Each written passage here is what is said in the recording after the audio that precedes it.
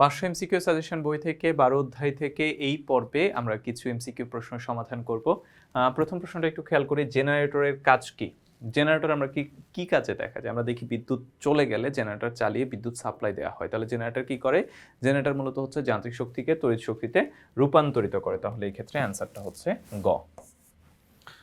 তারপরে আমরা যদি হচ্ছে 20 নম্বর প্রশ্নের দিকে খেয়াল করি, 20 নম্বর প্রশ্নে বলা হলো নিচের কোনটি কার্যপ্রণালীতে তড়িৎচুম্বক আবেশ ব্যবহার করা হয়? এটা জেনারেটরের কার্যপ্রণালীতে তড়িৎচুম্বক আবেশ ব্যবহার করা হয়। জেনারেটরে যে কাঁচা লোহার পাতের উপর একটি তারের আয়তাকার কুণ্ডলী থাকে তাকে কি বলে? তাকে আর্মেচার বলে। এই যে কাঁচা লোহার মোর্চাও বলা হয়ে থাকে। তো এইটা হচ্ছে আর্মেচার নামে পরিচিত। তারপরে দেখো আমাদের হচ্ছে 22 নম্বর প্রশ্নটা। 22 নম্বর প্রশ্নে প্রাইমারি ভোল্টেজ বলা আছে 220 ভোল্ট, সেকেন্ডারি ভোল্টেজ দেয়া নেই, সেকেন্ডারি প্যাচ সংখ্যা দেয়া আছে, প্রাইমারি প্যাচ সংখ্যা বলা আছে, বললো ভিএস কত। তাহলে এখানে আমাদের ভোল্টেজের সাথে প্যাচ সংখ্যার সম্পর্ক। আমরা এই ক্ষেত্রে সূত্র জানি ভিএস বাই ভিপি সমান হচ্ছে এনএস বাই এনপি, বা ভিএস সমান হচ্ছে এনএস বাই এনপি ইন্টু হচ্ছে ভিপি। তাহলে এনএস কত আর এনপি কত? এনএস হচ্ছে 1000, এনপি হচ্ছে 40। 1000 ডিভাইডেড হচ্ছে 40, আর ভিপিটা কত? ভিপি হচ্ছে 220। ভিপি হচ্ছে 220। তাহলে এই ক্ষেত্রে আমরা ক্যালকুলেশন করলে পাচ্ছি 1000 ইন্টু হচ্ছে 220 ডিভাইডেড হচ্ছে 40, অর্থাৎ 5500 ভোল্ট। তাহলে দেখি অ্যান্সারে 5500 ভোল্ট কই আছে? এই যে অ্যান্সারটা হচ্ছে খ। একটি ট্রান্সফরমারের প্রাইমারি কয়েলের প্যাচ সংখ্যা হচ্ছে 100, সেকেন্ডারি কয়েলের প্যাচ সংখ্যা হচ্ছে 1000। প্রাইমারিতে 100, সেকেন্ডারিতে 1000। প্রাইমারি দিয়ে 12 ভোল্ট ডিসি দেয়া হলে সেকেন্ডারি কয়েলের ভোল্টেজ কত? যখন ডিসি ইলেকট্রিসিটি হবে তখন ভোল্টেজের পরিমাণ হবে 0, কারণ সেকেন্ডারি কয়েল বা ভোল্টেজের ক্ষেত্রে বা ট্রান্সফরমারের ক্ষেত্রে ট্রান্সফরমার হচ্ছে ডিসি কারেন্টের কোনো পরিবর্তন করতে পারে না। এই ক্ষেত্রে আউটপুট 0 থাকে। ট্রান্সফরমার শুধুমাত্র এসি কারেন্টের ক্ষেত্রে ব্যবহৃত হয়। ট্রান্সফরমার নিচের কোনটির রূপান্তর ঘটায়? ট্রান্সফরমার হচ্ছে ভোল্টেজ এবং তড়িৎ প্রবাহের রূপান্তর ঘটায়। ভোল্টেজ বাড়ায়, তড়িৎ প্রবাহ কমায়, অথবা ভোল্টেজ কমায়, তড়িৎ প্রবাহ বাড়ায়, মানে ভোল্টেজ ও তড়িৎ প্রবাহের রূপান্তর ঘটায়। ট্রান্সফরমারের ক্ষেত্রে নিচের কোন সম্পর্কটি সঠিক? এখানে খেয়াল করো, তড়িৎ প্রবাহ এবং হচ্ছে প্যাচ সংখ্যা আর তড়িৎ প্রবাহ এবং হচ্ছে ভোল্টেজের মধ্যে সম্পর্ক এবং ভোল্টেজ ও প্যাচ সংখ্যার মধ্যে সম্পর্ক দেয়া আছে। তা আমরা যদি একটু সূত্রগুলা দেখি, সূত্রগুলা 3টা সূত্রই হচ্ছে এরকম যে ধরো ইপি বাই ইএস সমান হচ্ছে এনপি বাই এনএস। আমরা যদি ক্রস মাল্টিপ্লাই করি, NP NA EP NS equals to হচ্ছে ইএস এনপি। এই যে ইএস এনপি আর ইপি এনএস, এটা হচ্ছে একটা সম্পর্ক। তারপরে হচ্ছে EP by ES equals to IS by IP. আইয়ের সাথে সম্পর্কটা বিপরীত। তাহলে এই ক্ষেত্রে আমরা যদি সম্পর্ক হিসাব করি, EP into IP equals to হচ্ছে আমাদের ইএস ইন্টু হচ্ছে আইএস। আর থার্ড যেই সম্পর্কটা আছে সেটা হচ্ছে IP by IS equals to হচ্ছে এনএস বাই এনপি। এন এর সাথে আইয়ের সম্পর্কটা বিপরীত। তাহলে এই ক্ষেত্রে আইপি ইন্টু হচ্ছে এনপি ইকুয়ালস টু হচ্ছে আইএস ইন্টু হচ্ছে এনএস। তো এখান থেকে একটা জিনিস একটু খেয়াল করে দেখো, যখন আয়ের সাথে সম্পর্কের হিসাব নিকাশ আসতেছে তখন পি একসাথে আর এস একসাথে। আয়ের সাথে যখন হিসাব নিকাশ আসতেছে তখন পি একসাথে আর হচ্ছে এস একসাথে।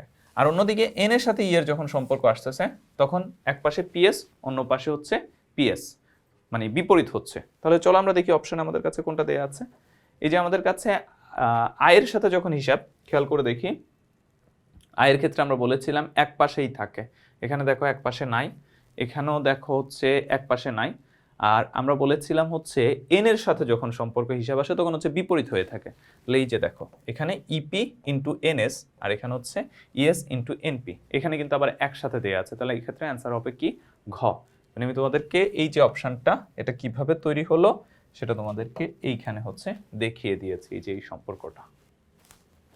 গণকুণ্ডলীর তড়িৎ প্রবাহ 3 গুণ করলে মুখ্য কুণ্ডলীর পাক সংখ্যার কি পরিবর্তন হবে? মুখ্য কুণ্ডলীর পাক সংখ্যার পরিবর্তন হচ্ছে 3 গুণ হবে, কারণ আমাদের এই ক্ষেত্রে তড়িৎ প্রবাহ আর হচ্ছে কি বলে পাক সংখ্যার সম্পর্কটা হচ্ছে ব্যস্তানুপাতিক।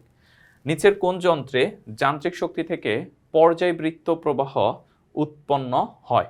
পর্যায়বৃত্ত প্রবাহ, আমরা জানি তড়িৎ প্রবাহ কোত্থেকে উৎপন্ন হয়? জেনারেটর থেকে। তাহলে এই ক্ষেত্রে অ্যান্সারটা হবে হচ্ছে এসি জেনারেটর।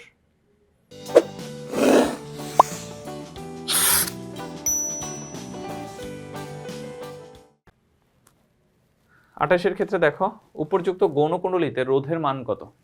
এই যে এই জায়গাতে রোধের মান কত? তো আমরা জানি V ইকুয়ালস টু IR বা R equals to V by I। তাহলে আমাদেরকে এক্ষেত্রে ভিটা প্রয়োজন হবে, এক্ষেত্রে ভিটা প্রয়োজন হবে, মানে ভিএসটা বের করতে হবে। তাহলে চলো আমরা একটু ভিএসটা বের করে ফেলি। ভিএসটা বের করার জন্য আমরা কোন সম্পর্কটা ব্যবহার, ER N এর সম্পর্কটা। ER এর সম্পর্ক হচ্ছে এই যে এটা। এখান থেকে আমাদের ইএসটা বের করতে হবে। তাহলে ইএস সমান হচ্ছে ইপি এনএস ডিভাইডেড হচ্ছে এনপি। ইপি এনএস ডিভাইডেড হচ্ছে এনপি। তো ইপি হচ্ছে প্রাইমারির ভোল্টেজ, প্রাইমারি ভোল্টেজ কত? 100। প্রাইমারি ভোল্টেজ হচ্ছে 100 আর প্রাইমারি পাক সংখ্যা হচ্ছে 100। তাহলে প্রাইমারি ভোল্টেজ হচ্ছে 100, প্রাইমারি পাক সংখ্যা হচ্ছে 100 ইন্টু এনএস। এনএসটা কত? এনএস হচ্ছে আমাদের 300। এনএস হচ্ছে 300। তাহলে এই ক্ষেত্রে ইএস সমান হচ্ছে 300 ভোল্ট। তাহলে আমরা ইএসটা পেয়ে গেছি। এখন আমরা জানি আর ইকুয়ালস টু হচ্ছে ইএস ডিভাইডেড আইএস। 300 ডিভাইডেড আইএসটা কত? আইএস হচ্ছে 6। তাহলে 5 6 30, তার মানে হচ্ছে 50 ওহম। অ্যান্সার হচ্ছে 50 ওহম। একটি আরোহী ট্রান্সফরমারের ক্ষেত্রে কি ঘটে? আরোহী ট্রান্সফরমার মানে হচ্ছে step up transformer. Step up ট্রান্সফরমারের ক্ষেত্রে ভোল্টেজ বাড়ে, মানে প্রাইমারি থেকে সেকেন্ডারিতে ভোল্টেজ বাড়ে, তড়িৎ প্রবাহ কমে যায়। তাহলে এই ক্ষেত্রে হচ্ছে আমাদের ভোল্টেজ বাড়ে। স্টেপ আপ ট্রান্সফরমারের ক্ষেত্রে সেকেন্ডারি ভোল্টেজ বেশি হবে, প্যাচ সংখ্যা বেশি হবে, তড়িৎ প্রবাহ কম হবে। দেখো সেকেন্ডারি ভোল্টেজ বেশি, সেকেন্ডারি প্যাচ সংখ্যা বেশি, কিন্তু তড়িৎ প্রবাহ কম হবে। তাহলে অ্যান্সার হচ্ছে 1 আর 2, অর্থাৎ গ। চিত্রের ট্রান্সফরমারটি, এখানে একটা ট্রান্সফরমার দেখানো আছে এবং খেয়াল করে দেখো এই ট্রান্সফরমারের প্রাইমারি যে প্যাচ সংখ্যা তার থেকে সেকেন্ডারি প্যাচ সংখ্যা বেশি দেখা যাচ্ছে, সুতরাং এটা step up transformer. Step up transformer মানে হচ্ছে এটা শিল্প কলকারখানায় ব্যবহার করা যাবে, তাহলে 2 নম্বর অপশনটা সঠিক। এবং যেহেতু স্টেপ আপ ট্রান্সফরমার, তাহলে এই ক্ষেত্রে ইএস অবশ্যই ইপি থেকে বেশি, অর্থাৎ সেকেন্ডারি আউটপুট প্রাইমারি থেকে হচ্ছে বেশি হবে। এবং এখানে যেটা বলা আছে EP by ES is greater than IP by IS, এইটা কখনো সত্য হবে না, অর্থাৎ 3 নাম্বার ঠিক না। তাহলে অ্যান্সার হচ্ছে 1 আর 2, অর্থাৎ ক। আর এটা যে কেন সত্য হবে না সেটা আমরা একটু দেখি।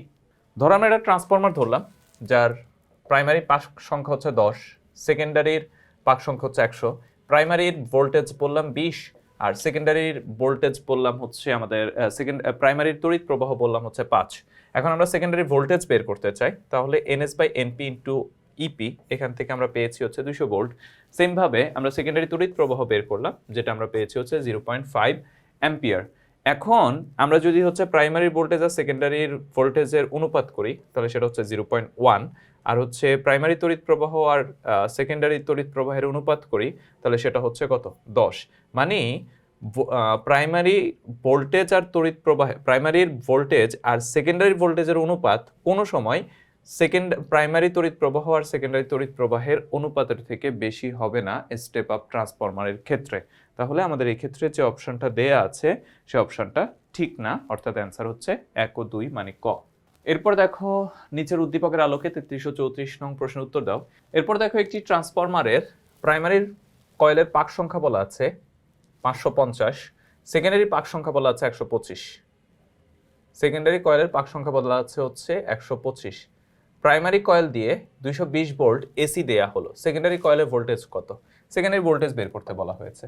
তাহলে আমি এই যে তোমাদের এখানে করে রেখেছিলাম এটা দিয়েই করে ফেলা যাবে। এই যে সেকেন্ডারির প্যাচ সংখ্যা ডিভাইডেড প্রাইমারি প্যাচ সংখ্যা। সেকেন্ডারির প্যাচ সংখ্যা হচ্ছে 125 আর প্রাইমারি হচ্ছে 550। 125 ডিভাইডেড হচ্ছে 550। আর প্রাইমারি ভোল্টেজ কত দেয়া আছে? 220। প্রাইমারি ভোল্টেজ হচ্ছে 220। তাহলে এখান থেকে আমরা কত পাচ্ছি?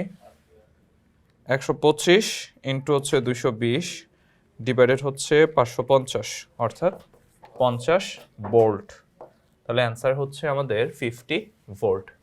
এরপর দেখো একটা প্রাইমারি কয়েল দিয়ে সর্বোচ্চ 5 অ্যাম্পিয়ার বিদ্যুৎ প্রবাহিত হলে সেকেন্ডারি কয়েলে সর্বোচ্চ কত কারেন্ট প্রবাহিত হবে? প্রাইমারির তড়িৎ প্রবাহের কথা বলেছে, তাহলে আসো এখান থেকে এই অংশ দিয়ে আমরা এটা করতে পারি। প্রাইমারি প্যাচ সংখ্যা একটু আগে আমরা দেখেছিলাম 550, আর সেকেন্ডারি প্যাচ সংখ্যা একটু আগে দেখেছিলাম 125। আর প্রাইমারি তড়িৎ প্রবাহ আমাদের বলেছে হচ্ছে সর্বোচ্চ 5 অ্যাম্পিয়ার বিদ্যুৎ প্রবাহিত হতে পারে, সর্বোচ্চ 5 অ্যাম্পিয়ার বিদ্যুৎ প্রবাহিত হতে পারে। তাহলে 550 ইন্টু হচ্ছে 5 ডিভাইডেড হচ্ছে 125, তার মানে হচ্ছে 22 অ্যাম্পিয়ার। তাহলে অ্যান্সার হচ্ছে 22 অ্যাম্পিয়ার, মানে হচ্ছে গ। তারপরে দেখো 22 ভোল্টের একটি বাল্ব জ্বালাতে 2 অ্যাম্পিয়ার বিদ্যুৎ প্রয়োজন। আমাদের দেশের সরবরাহ লাইনের ভোল্টেজ হচ্ছে 220 ভোল্ট। বাল্বটি জ্বালানোর জন্য একটি উপযোগী ট্রান্সফরমার নির্বাচন করা হলো। তো প্রথম প্রশ্ন হচ্ছে ট্রান্সফরমারের মুখ্য গৌণকুণ্ডলীর পাক সংখ্যার অনুপাত কত? মুখ্য গৌণকুণ্ডলীর পাক সংখ্যার অনুপাত, তাহলে মুখ্য আর হচ্ছে গৌণকুণ্ডলীর পাক সংখ্যার অনুপাত মানে হচ্ছে NP/NS, এটা বের করতে হবে।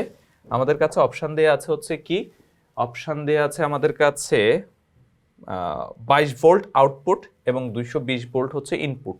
খেয়াল করো আমাদের বাসাবাড়িতে 220 ভোল্ট সাপ্লাই দেওয়া হয়, আর বাল্বে হচ্ছে 22 ভোল্ট হচ্ছে যে প্রবেশ করে। তাহলে আউটপুট হচ্ছে 22 আর ইনপুট হচ্ছে কত? 220। ইনপুট হচ্ছে 220, আউটপুট হচ্ছে 22। তাহলে এই ক্ষেত্রে এই ক্ষেত্রে হচ্ছে EP/ES। EP হচ্ছে প্রাইমারি, যেটা হচ্ছে 220, আর ES হচ্ছে সেকেন্ডারি, যেটা হচ্ছে 22। তো এখানে কাটাকাটি করলে কত আসবে? 110। তাহলে NP/NS সমান হচ্ছে 10:1। 10:1। 10:1 কোনটা? এই যে গ। 34-এর অ্যান্সার হচ্ছে গ। একটি ট্রান্সফরমারের প্রাইমারি কয়েলের প্যাচ সংখ্যা হচ্ছে 100, সেকেন্ডারি কয়েলের প্যাচ সংখ্যা হচ্ছে 1000। প্রাইমারি কয়েল দিয়ে 10 ভোল্ট ডিসি দেওয়া হলে সেকেন্ডারি কয়েলের ভোল্টেজ কত? অবশ্যই 0 ভোল্ট, কারণ ট্রান্সফরমার কোনো সময় হচ্ছে কি ডিসি ভোল্টেজ হচ্ছে চেঞ্জ করে না, এটা শুধুমাত্র এসি ভোল্টেজ চেঞ্জ করে। ট্রান্সফরমারের আউটপুট ভোল্টেজ বৃদ্ধি করা যায় যদি সেকেন্ডারি কয়েলের প্যাচ সংখ্যা বেশি হয়। সেকেন্ডারি কয়েলের প্যাচ সংখ্যা বেশি হয়, আর এখানে বলা হচ্ছে প্রাইমারি কয়েলের প্যাচ সংখ্যা বেশি হয়। প্যাচ সংখ্যা যে পাশে বেশি হবে ভোল্টেজ সেই পাশে বেশি হবে। প্রাইমারি পাশে যদি বেশি হয় তাহলে প্রাইমারিতে হচ্ছে প্যাচ ভোল্টেজ বেশি হবে, সেকেন্ডারিতে প্যাচ সংখ্যা যদি বেশি হয় তাহলে সেকেন্ডারিতে ভোল্টেজ বেশি হবে। তাহলে 36-এর অ্যান্সার হচ্ছে ক। তো এটাই ছিল আমাদের এই পর্বে এমসিকিউ প্রশ্নগুলোর ব্যাখ্যা বিশ্লেষণ, এগুলো আমরা সমাধান করাচ্ছি টেকনিক পাবলিকেশন থেকে প্রকাশিত 500 এমসিকিউ সাজেশন বই থেকে। তোমরা যারা 500 এমসিকিউ সাজেশন বই সংগ্রহ করোনি খুব দ্রুত সংগ্রহ করে ফেলবে। সবাই ভালো থাকবে, সুস্থ থাকবে, আল্লাহ হাফেজ।